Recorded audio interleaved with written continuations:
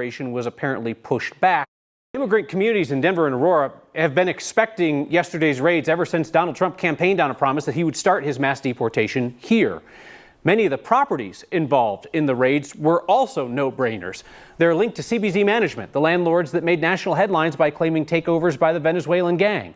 And as those raids played out publicly for hours yesterday, community members and activists gathered to heckle agents from afar, shouting legal advice to the people inside apartments as agents went door to door asking people for their papers.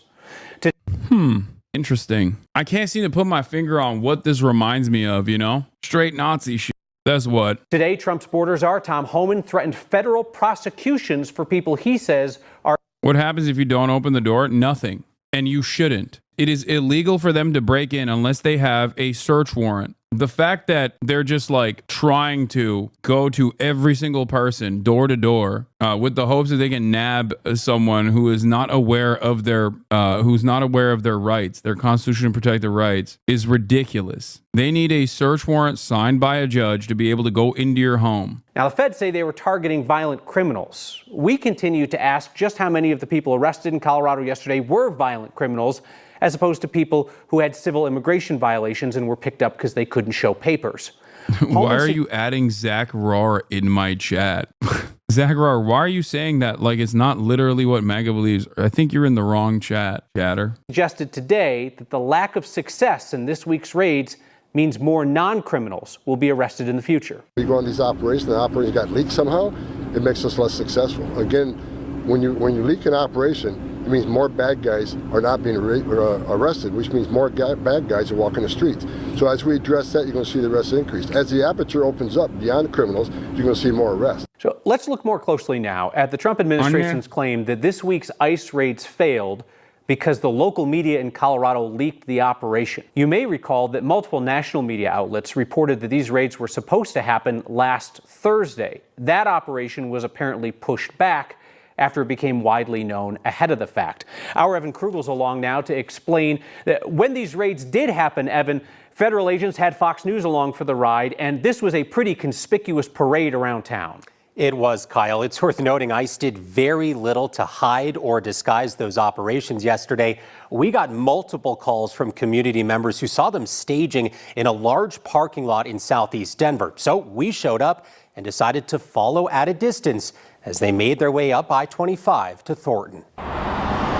This local reporting is fantastic, by the way, and I'm so glad that there are still people out there doing real journalism. Holy shit. To be clear, we as an organization are not accepting any invitations for ride-alongs with immigration officials at this time. We will, however, continue to respond and report on what we see at those operations. Kyle. You know, another thing that I heard today on Fox News was surprise that when the immigration agents got to some of these infamous apartments in Aurora, that they were largely empty. I mean, we've been talking about in the local media for months now that a lot of people have moved out of those problematic apartments. That's been going on for some time. Yeah, they did this specifically because they wanted to make a show of it. Most of the immigration enforcement actions that you're seeing, all the way from the messaging surrounding it, constantly claiming that these are like really, really violent criminals and whatnot, is all done to basically beef up the Trump agenda and to justify increased enforcement. That's why they're lying and claiming that they're apprehending violent criminals when in fact they're not doing that.